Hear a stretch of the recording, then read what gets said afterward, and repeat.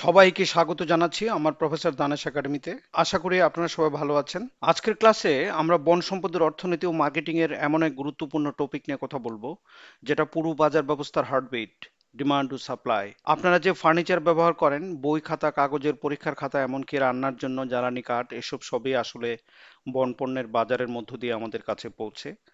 এই বাজারে কারা কেনে, কারা বিক্রি করে, কোন দামে কতটা লেনদেন হয়, এসবের পিছনে কাজ করে ডিমান্ড ও সাপ্লাই এর সহজ কিন্তু শক্তিশালী অর্থনৈতিক নিয়ম।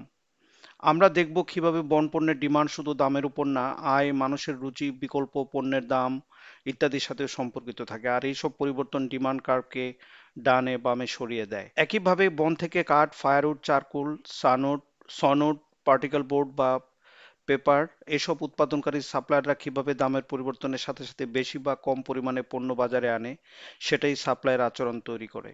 এই কোর্সে আহ, আপনারা শুধু তাত্ত্বিক সংজ্ঞা শিখবেন না, বরং হাইপোথেটিক্যাল ডিমান্ড ও সাপ্লাই শিডিউলের মাধ্যমে গ্রাফ আঁকতে, সমীকরণ বের করতে এবং মার্কেট ইকুইলিব্রিয়াম নির্ণয় করতে সক্ষম হবেন।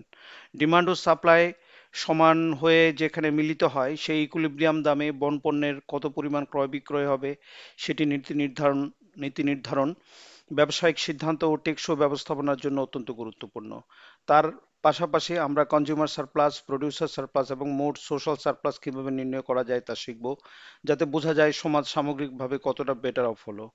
বিশেষ করে বন সম্পদ যেমন টিম্বার এবং নন-উড ফরেস্ট প্রোডাক্টসের ক্ষেত্রে এই বিশ্লেষণ আমাদের সাহায্য করবে টেকসই হারভেস্টিং, ন্যায্য দাম নির্ধারণ ও রিসোর্স অ্যালোকেশনের মতো বিষয়গুলো বুঝতে। অবশেষে এই ক্লাস আপনাদেরকে শুধু পরীক্ষার জন্য না, বরং বাস্তব জীবনে বন নীতি, বাজার বিশ্লেষণ এবং টেকসই বন ব্যবস্থাপনা নিয়ে চিন্তা করার জন্য একটি শক্ত অর্থনৈতিক ল্যান্স হাতে তুলে দেবে। আজকে আমরা ডিমান্ড এন্ড সাপ্লাই সম্পর্কে ধারণাগুলো পরিষ্কার করব: shifting in demand and supply, market equilibrium, applications of demand and supply, এগুলো পড়বো। আমরা যদি উড প্রোডাক্টস এর কথা বলি, তাহলে উড প্রোডাক্টস আমাদের কি আছে? Round wood, wood product, firewood, charcoal, sawnwood, wood based panels, particle board, pulp and paper, news print, এসব হচ্ছে উড প্রোডাক্টস এর উদাহরণ। আরো অসংখ্য উড প্রোডাক্টস আছে যেগুলো বাজারে পাওয়া যায়, কিন্তু এখানে উল্লেখ করা সম্ভব হয়নি।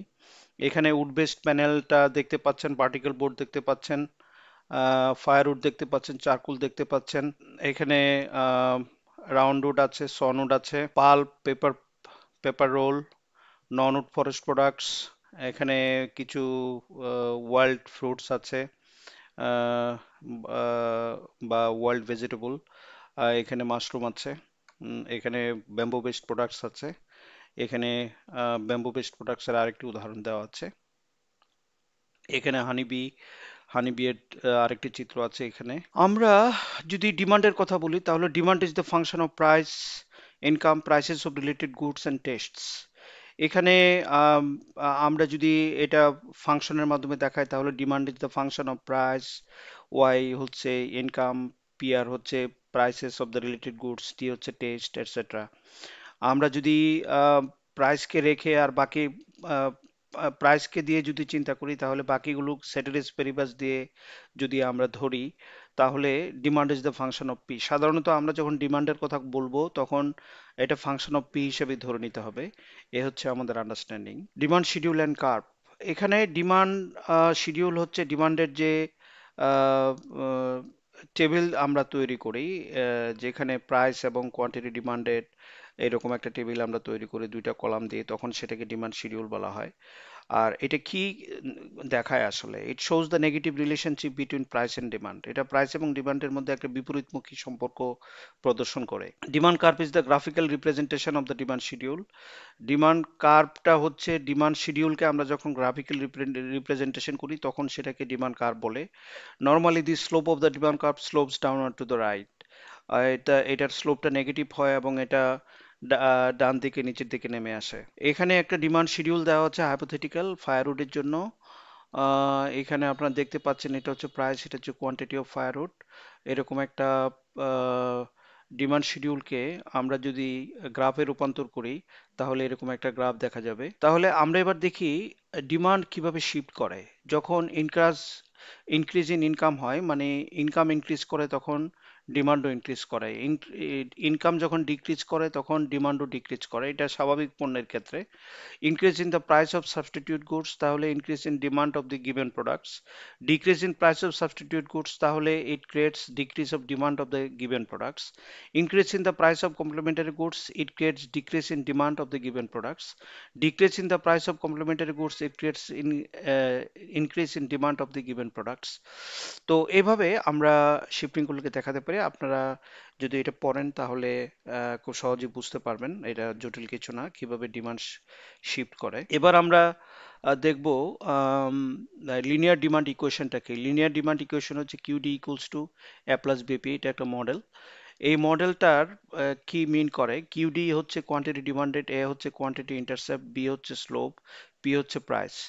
তাহলে এখানে ইকুয়েশনটা দ্বারা এরকম একটা ইকুয়েশন যদি হয়, QD equals to 800 minus 60 P, তাহলে what is the schedule for price? 0, 2, 4, 6, 8, 10। এটা নিশ্চয়ই আপনারা পারবেন। এখানে ইকুয়েশনের মধ্যে, এই ইকুয়েশনের মধ্যে যদি পি এর মান বসিয়ে দেন, পি এর মান বসালে এখানে একটা পি পাবো এবং একটা কোয়ান্টিটি ডিমান্ডেড পাবো। এভাবে একটা শিডিউল তৈরি করা খুবই সহজ। এখানে আমরা দেখতে পাচ্ছি derive demand and supply equation from data. আমরা যদি আমাদের ডিমান্ড মডেলটা যদি হয় QD equals to A plus BP এবং সাপ্লাই মডেলটা যদি হয় QS equals to C plus DP, তাহলে এ বি সি এবং ডি এর মান বের করার জন্য যদি আপনাদেরকে বলা হয় তাহলে কিভাবে করবেন এই শিডিউলটাকে ইউজ করে। তাহলে আমরা এখানে আমরা জানি আম, উম, এখানে যে বি এবং ডি এগুলো হচ্ছে স্লোপ। বি এর মান হচ্ছে del del Q by del P. তো আমরা যদি ডেল কিউ এখানে যদি দুইটা পয়েন্ট নেই, ধরেন 20, 100, 28, 60, এই দুইটা কোঅর্ডিনেট থেকে আমরা যদি ডেল কিউ এবং ডেল পি বের করি, আহ, আহ, তাহলে ওখান ওখান থেকে আমরা বি এর মান বের করতে পারবো এবং একই রকম ভাবে পি এবং কিউএস এর মধ্যেও এরকম দুইটা কোঅর্ডিনেট নিয়ে আমরা ডি এর মান বের করতে পারবো। এবার এখান থেকে একটা ইকুয়েশন যদি আমরা তৈরি করে নেই বি এর মান সহ, যে কোনো একটা রো থেকে আমরা একটা ইকুয়েশন তৈরি করতে পারবো। QD equals two, for example QD equals two 140 equals to, এর একটা মান আমাদের বেরোবে। তারপরে বি এর মান তো আমাদের বের হলো, এবং এখানে পি এর মান আছে 12। তাহলে এভাবে আমরা কিন্তু আহ, এর মান যদি বের করতে হয় তাহলে আমরা এই ইকুয়েশন থেকে এই বি এর মান যদি বসিয়ে দিই, পি এর মান বসিয়ে দিই, কোয়ান্টিটি ডিমান্ডেড তো এখানে আছে, তাহলে এ এর মান বের করতে পারবো। এইভাবে আমরা সি এর মান বের করতে পারবো। এইভাবে দুইটা ইকুয়েশনকে আমরা তৈরি করে নিতে পারবো। এই স্লাইডে লিনিয়ার ডিমান্ড সমীকরণকে খুব সহজভাবে বোঝানো হয়েছে, যা বনজ পণ্যের চাহিদা ব্যাখ্যা করতে আমরা ব্যবহার করব। প্রথমে সমীকরণটি লেখা হয়েছে QD equals to A plus BP, পরে উদাহরণ হিসেবে ধরা হয়েছে কিউডি ইকুয়ালস টু 50 মাইনাস 3পি। এখানে কিউডি হলো কোনো বনপণ্যের, ধরেন কাঠ বা ফায়ারউড, চাহিদার পরিমাণ, এবং পি হলো সে পণ্যের দাম। সমীকরণে এ ইকুয়ালস টু 50 মানে যদি দামের মান পি ইকুয়ালস টু 0 ধরা হয়, তাহলে ভোক্তারা 50 ইউনিট বনপণ্য কিনতে আগ্রহী থাকবে। এই 50ই হলো ডিমান্ড কার্ভের ইন্টারসেপ্ট, অর্থাৎ যেখানে রেখাটি পরিমাণ অক্ষকে ছেদ করে বা এক্স অক্ষকে ছেদ করে। বি ইকুয়ালস টু হচ্ছে -3, এর মানে হচ্ছে যে দামের প্রতি 1 ইউনিট বৃদ্ধি হলে চাহিদা 3 ইউনিট কমে যায়। এটাই ডিমান্ড কার্ভের স্লোপ বা ঢাল, বা দাম বাড়লে চাহিদা কমে, এই মূল অর্থনৈতিক ধারণাটিকে সংখ্যায় ধরা হয়েছে। ডান পাশে থাকা গ্রাফে উল্লম্ব অক্ষে দাম পি এবং আনুভূমিক অক্ষে চাহিদার পরিমাণ কিউডি দেখানো হয়েছে, যেখানে রেখাটি উপর থেকে নিচের দিকে নামতে ইন্টারসেপ্ট 50 এর দিকে যাচ্ছে, যা নেগেটিভ স্লোপকে স্পষ্টভাবে প্রদর্শন করে। বনজ পণ্যের বাজারে যেমন সনউড বা কাগজের দাম যদি বাড়তে থাকে, তাহলে এই সমীকরণ ও গ্রাফ আমাদের বলে দেয় কিভাবে ভোক্তাদের চাহিদা পর্যায়ক্রমে কমে যাবে এবং সেই অনুযায়ী বাজারে ডিমান্ড কার্ভ কেমন আচরণ করবে। এখানে লিনিয়ার সাপ্লাই সমীকরণ ব্যবহার করে বনজ পণ্যের যোগান কিভাবে কাজ করে তা বোঝানো হয়েছে। এখানে উদাহরণ হিসেবে সাপ্লাই সমীকরণ দেওয়া আছে কিউএস ইকুয়ালস টু 20 প্লাস 3পি, যেখানে কিউএস হলো কোনো বনপণ্যের, যেমন গোল্ড কার্ড বা সনউড বা ফায়ারউড, সরবরাহকৃত পরিমাণ, এবং পি হলো সেই পণ্যের বাজার দাম। সমীকরণে সি ইকুয়ালস টু 20 মানে দাঁড়ায় দাম শূন্য হলে উৎপাদকরা কমপক্ষে 20 ইউনিট পণ্য বাজারে আনবে। কারণ হতে পারে আগে থেকে হাতে থাকা মজুদ, বাধ্যতামূলক ন্যূনতম কাটিং, অথবা দীর্ঘমেয়াদী কন্ট্রাক্ট। ডি ইকুয়ালস টু 3 নির্দেশ করে দামের প্রতি 1 ইউনিট বৃদ্ধি হলে সরবরাহ 3 ইউনিট বেড়ে যায়, অর্থাৎ দামের সঙ্গে সরবরাহের একটি সরাসরি ধনাত্মক সম্পর্ক আছে যা সাপ্লাই কার্ভের স্লোপকে প্রতিনিধিত্ব করে। ডান দিকের গ্রাফে আনুভূমিক অক্ষে কিউএস এর উল্লম্ব অক্ষে পি দেখিয়ে একটি ঊর্ধ্বমুখী সরলরেখা আঁকা হয়েছে, যা খুব স্পষ্টভাবে দেখায় যে দাম বাড়ার সাথে সাথে বনপণ্যের সরবরাহ বাড়ছে। বাস্তবে উদাহরণ হিসেবে ধরেন টিম্বারের দাম যখন বাড়ে তখন বন মালিক ও সমিল মালিকরা বেশি পরিমাণ গাছ কাটতে ও বাজারে আনতে উৎসাহ পায়। এই আচরণটাকে সংখ্যাগতভাবে ধরতে কিউএস ইকুয়ালস টু 20 + 3p ধরনের লিনিয়ার সাপ্লাই সমীকরণ ব্যবহার করা হয়েছে। মার্কেট ইকুইলিব্রিয়াম কি? মার্কেট ইকুইলিব্রিয়াম হচ্ছে যখন বাজারে ক্রেতা এবং বিক্রেতারা আহ, অর্থাৎ ডিমান্ড কার্ভ এবং সাপ্লাই কার্ভ যখন একটা স্থিতাবস্থায় পৌঁছে তখন সেই অবস্থানটাকে ইকুইলিব্রিয়াম বলা হয়। A market is in equilibrium when it has no tendency to change its level. যখন এটা ইকুইলিব্রিয়াম, একটা বাজার একটা ইকুইলিব্রিয়াম অবস্থায় তখনই পৌঁছে যখন তার তার লেভেলকে সে চেঞ্জ করার মতো কোনো টেন্ডেন্সি তার থাকে না of demand and supply. It needs neither expansion nor contraction. এখানে সারপ্লাস এবং শর্টেজের ধারণা ব্যাখ্যা করা হয়েছে। আপনারা দেখতে পাচ্ছেন যে এখানে এইটা হচ্ছে ডিমান্ড কার্ভ, এটা হচ্ছে সাপ্লাই কার্ভ। তো এইটা হচ্ছে ইকুইলিব্রিয়াম প্রাইস। এই ইকুইলিব্রিয়াম প্রাইসে বাজারে কোনো পণ্য বিক্রি হয়।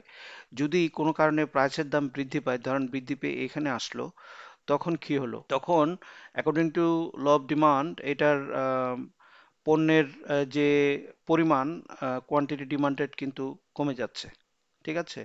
আবার একজন বিক্রেতা এই বেশি দামে সে বেশি বিক্রি করতে চাচ্ছে, এর ফলে এখানে তার পরিমাণটা চলে আসতেছে এতটুকু পর্যন্ত।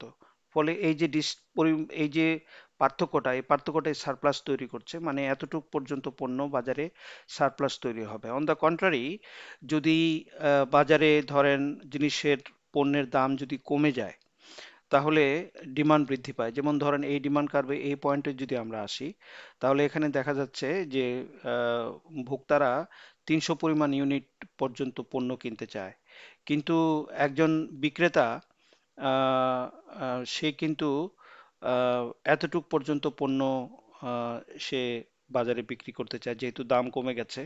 দাম কমে যাওয়ার ফলে তার আহ, আহ, পরিমাণও কমে যাচ্ছে। সে বাজারে জিনিসপত্র বা পণ্যের চাহিদা সরবরাহ করার ক্ষেত্রে তার কমতি দেখা দিবে।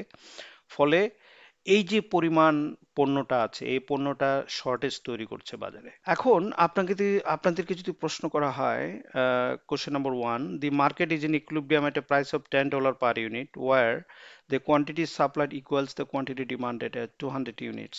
If the market price suddenly rises to $15 per unit and the quantity supplied increases to 250 units while the quantity demanded decreases at 150 units, calculate the surplus.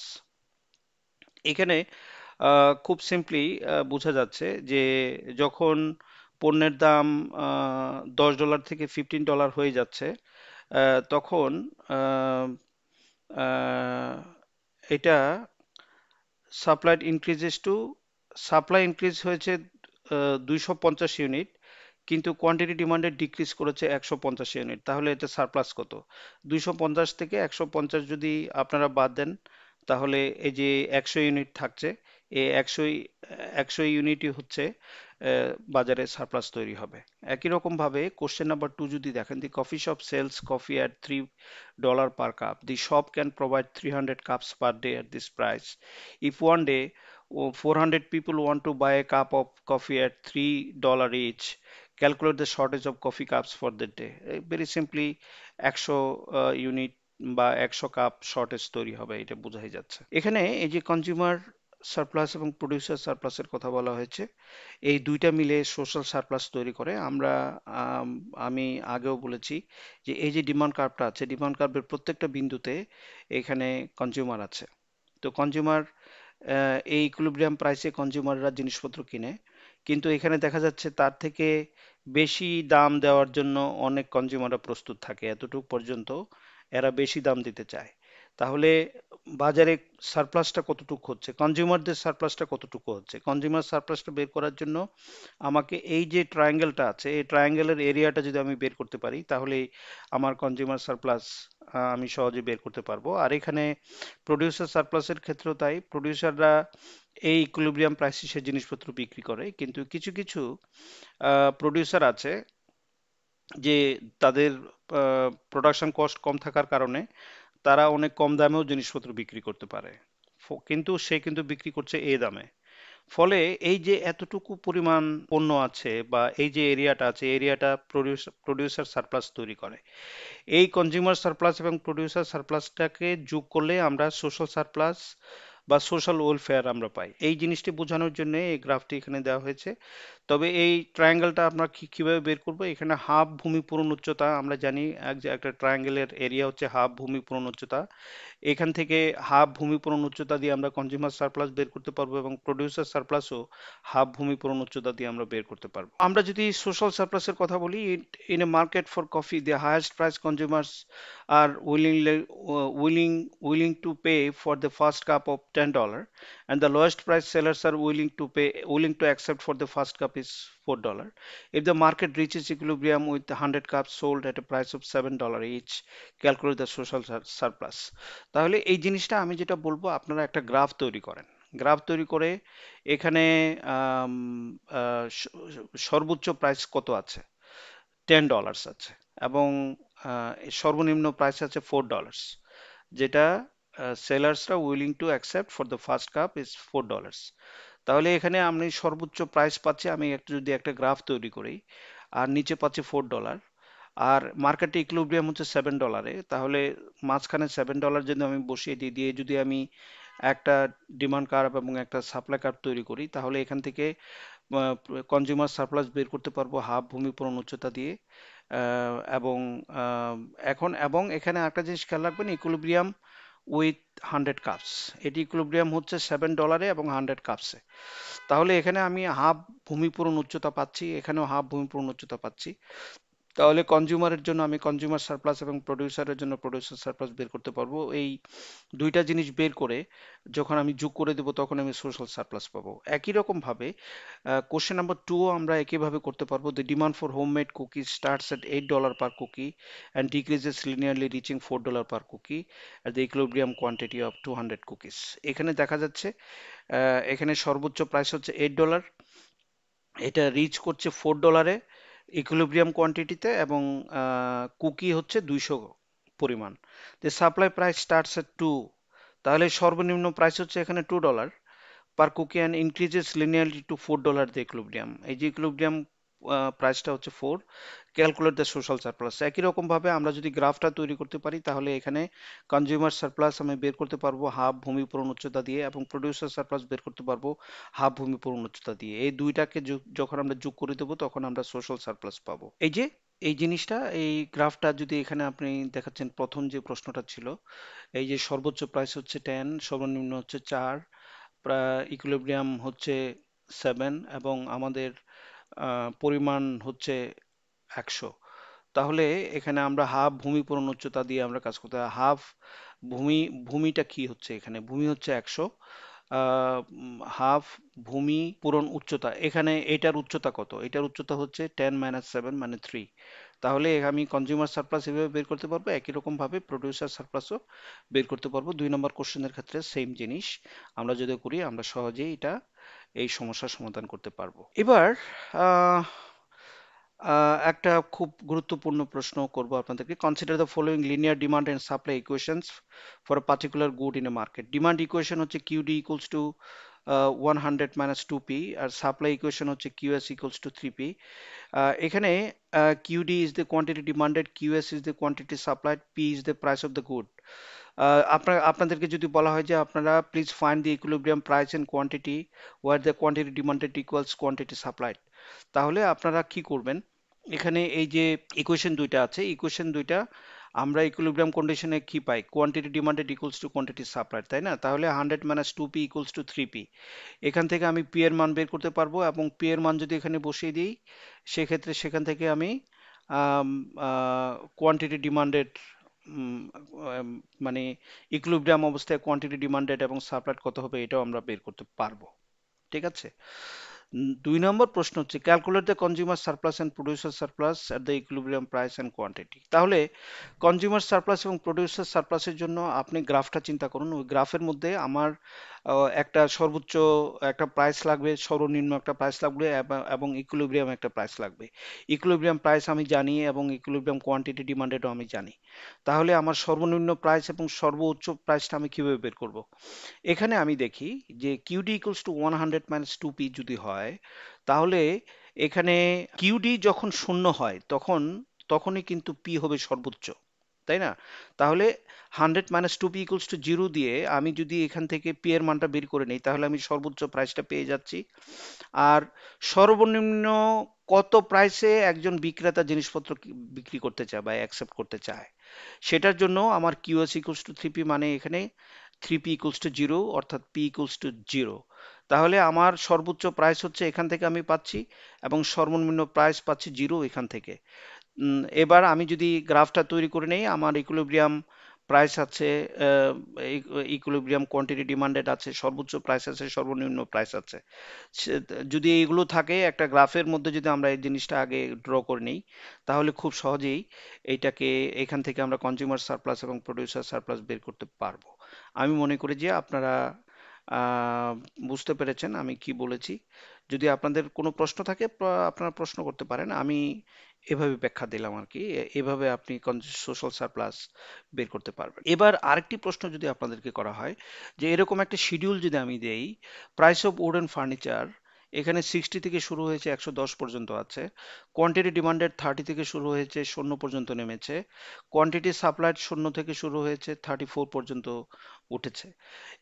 এরকম একটা শিডিউল থেকে যদি আপনাদেরকে বলা হয় যে আম, আপনারা সোশ্যাল সারপ্লাস এবং কনজিউমার সারপ্লাস এবং প্রোডিউসার সারপ্লাস বের করেন, তাহলে কি করবেন? তাহলে সেই গ্রাফটা মাথায় রাখেন। আপনার সর্বোচ্চ একটা প্রাইস লাগবে, সর্বনিম্ন একটা প্রাইস লাগবে এবং একটা ইকুইলিব্রিয়াম প্রাইস লাগবে। ইকুইলিব্রিয়াম প্রাইস কত? এখানে ইকুইলিব্রিয়াম কোয়ান্টিটি লাগবে। ও ইকুইলিব্রিয়াম কোয়ান্টিটি হচ্ছে এখানে 15 দেখা যাচ্ছে। তাইলে ইকুইলিব্রিয়াম প্রাইস হচ্ছে 85। 85 হচ্ছে ইকুইলিব্রিয়াম প্রাইস।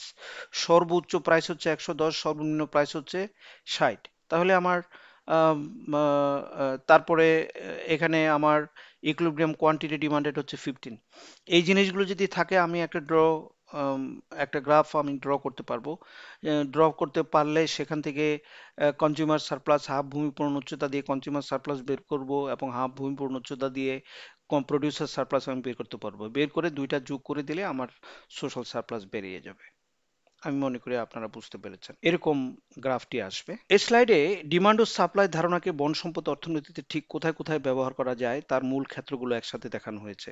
প্রথমে বলা হয়েছে টিম্বার প্রোডাকশন ও প্রাইসিং এর কথা, যেখানে বাজারে ডিমান্ড সাপ্লাই মিলে কাঠের দামের ওঠানামা, বাজারের প্রতিযোগিতা এবং সামগ্রিক মার্কেট ডায়নামিক্স নির্ধারিত হয়।